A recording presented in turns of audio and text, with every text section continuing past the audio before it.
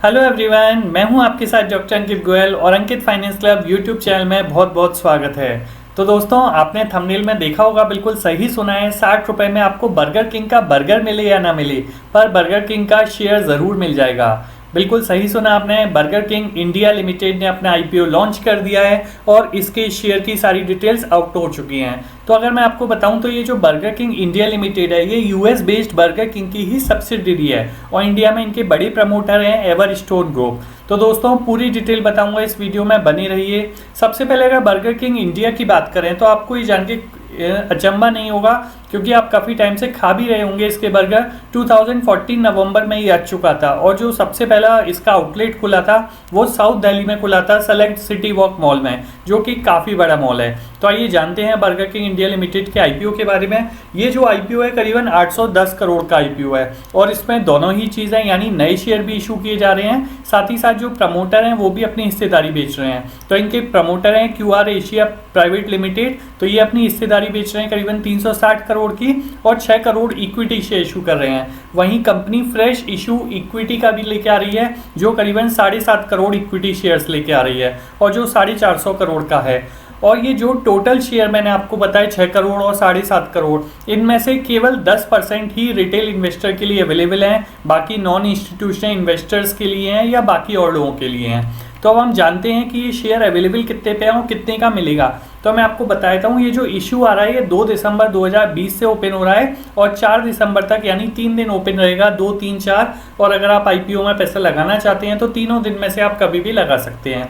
और ये जो पर शेयर रखा गया है ये ₹59 से ₹60 रखा गया है, यानी 60 एक अपर प्राइस है।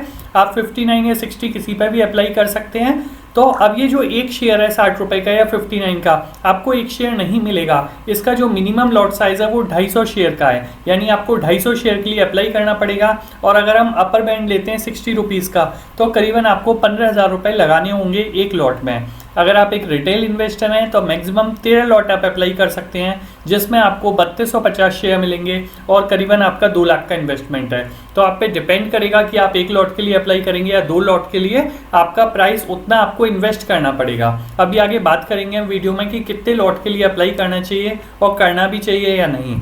तो आगे इसकी जानकारी दे देता हूं मैं आपको कि जब आप ये 4 दिसंबर को क्लोज हो जाएगा तो इसका जो अलॉटमेंट का फाइनल डेट है वो है 9 दिसंबर 2020। और जिनको नहीं मिला, अगर ओवर सब्सक्रिप्शन गया और लोगों को नहीं मिला, क्योंकि रिटेल इन्वेस्टर के लिए केवल 10% है, तो हो सकता है काफ़ी इन्वेस्टर्स को नहीं मिले, रिटेल इन्वेस्टर्स को।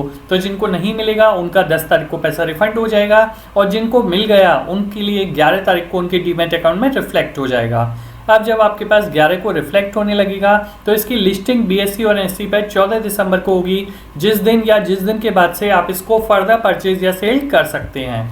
अब इस कंपनी के बारे में थोड़ा सा बताता हूँ कि प्रॉफिट मेकिंग है या लॉस मेकिंग है, या कंपनी किस तरह की है, क्या काम कर रही है, कितने आउटलेट हैं, जिससे आपको एक आइडिया होगा कि कंपनी के शेयर में इन्वेस्ट करना भी चाहिए या नहीं। तो अगर बर्गर किंग की बात करें तो अमेरिका की मल्टीनेशनल कंपनीज है ये, जो not only in America but पूरे वर्ल्ड में अपनी चेन बनाए रखे हैं और ये बर्गर में डील करते हैं। फास्ट फूड रेस्टोरेंट्स हैं इनके और सेकेंड लार्जेस्ट हैमबर्गर चेन मानी जाती है वर्ल्ड में।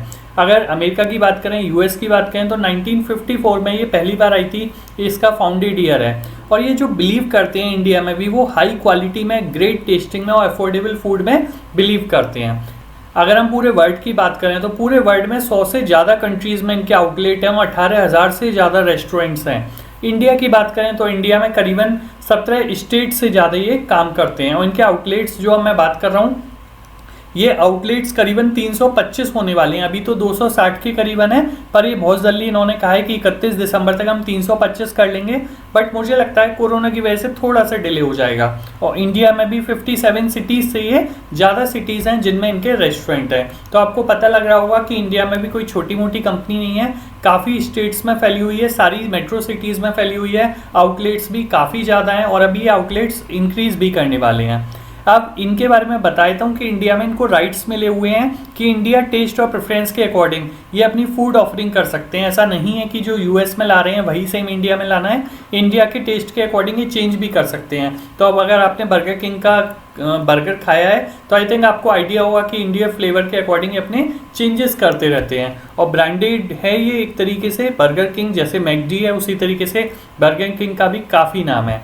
अब दोस्तों फाइनेंशियल की जब हम बात करेंगे तो आपको शायद अजूबा होगा, ताज्जुब होगा कि क्या ये वाकई लॉस में चल रहे हैं। जी हाँ दोस्तों, अगर हम पिछले 3 साल की बात करें तो कंपनी लॉस में चल रही है। इनका जो लॉस था वो 2018 में 82 करोड़ था। ये अमाउंट मैंने मिलियंस में दे रखे हैं। 82 करोड़ का लॉस था, पर 2019 में क्योंकि इन्होंने अपने बिजनेस को 1 साल में काफ़ी बढ़ाया, ये लॉस को कम करते हुए 38 करोड़ तक ले आए थे।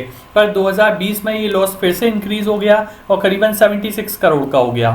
और अगर सितंबर 2020 की बात करेंगे तो आप देखेंगे कि लॉस बढ़ के काफ़ी इंक्रीज हो गया है, जो मैंने आपको दिखा रखा है। इसका रीज़न भी है क्योंकि हमें पता है कोरोना वायरस की वजह से बिल्कुल भी रेस्टोरेंट नहीं गए, रेस्टोरेंट क्लोज रहे, कॉस्ट इनकर होती गई, एम्प्लॉय को सैलरी देनी पड़ी, जहाँ पर रेंट है वो रेंट पे करना पड़ा। तो इन सब दिक्कतों की वजह से इनको काफ़ी लॉस हुआ है। पर आगे जाके इनकी प्लानिंग है कि अपनी चेन को ये इंक्रीज़ करने वाले हैं, नई तरीके से सेटअप लेके आने वाले हैं और ये बिज़नेस को ग्रो करेंगे और धीरे धीरे सारी चीज़ें ओपन होने लग गई हैं तो इनकी सेल इंक्रीज होगी, प्रॉफिट इंक्रीज होगा और लॉन्ग टर्म में ये अच्छा रिटर्न दे सकते हैं। पर अर्निंग पर शेयर की बात करूँ तो आप देख सकते हैं ये मैं ब्रैकेट में लिख रखे हैं, यानी कि नेगेटिव हैं। यानी कि अगर आप 30 सितंबर 2020 की बात करेंगे तो ₹4.14 है इनका अर्निंग पर शेयर, जो कि नेगेटिव में है। तो अगर आप इन्वेस्ट भी करना चाहते हैं तो आप रिटर्न हाथ की हाथ मिल जाए ऐसा तो पॉसिबल नहीं है। कंपनी जब प्रॉफिट मेकिंग होगी, धीरे धीरे ग्रो करेगी तो उसके हिसाब से हो सकता है इसमें आगे अच्छा रिटर्न मिले। अभी आगे बात करेंगे, आपको समझ में आएगा कि इन्वेस्ट करना चाहिए या नहीं। पर ये जो पैसा क्यों ले रहे हैं, तो एक तो इन्होंने जो इनके ऑलरेडी प्रमोटर्स हैं वो अपनी हिस्सेदारी बेच रहे हैं, या इन्होंने जो लोन ले रखा है, बोरोइंग्स ले रखी हैं, उनको कम करना चाहते हैं, और साथ ही साथ जनरल कॉर्पोरेट पर्पस के लिए भी ये पैसा लेना चाहते हैं। तो यही रीज़न है कि अपना IPO लेके आ रहे हैं। अब अप्लाई कैसे करेंगे, तो अप्लाई या तो आप नेट बैंकिंग के थ्रू, ASBA प्रोसेस के थ्रू कर सकते हैं। काफ़ी बार मैं अपने चैनल पे बताया कि किस तरीके से होता है प्रोसेस। साथ ही साथ आप ब्रोकर के थ्रू भी कर सकते हैं, ऑनलाइन ब्रोकर की वेबसाइट पे, या ब्रोकर के द्वारा फिजिकल फॉर्म फिल करके भी।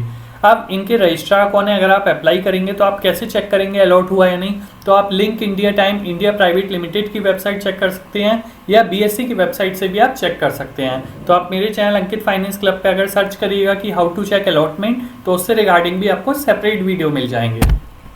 सबसे इंपॉर्टेंट बात करते हैं मार्केट शेयर की। तो देखिए मैंने कहा अभी ऐसा नहीं है कि ये सबसे बड़ा खिलाड़ी है, अभी भी और बड़े हैं। जैसे जुबिलेंट आपने सुना होगा जिसका डोमिनोज चलता है, अगर उसका आप शेयर देखेंगे मार्केट शेयर आउटलेट के बेस पे तो करीबन 56% है, वहीं बर्गर किंग का केवल 4% है।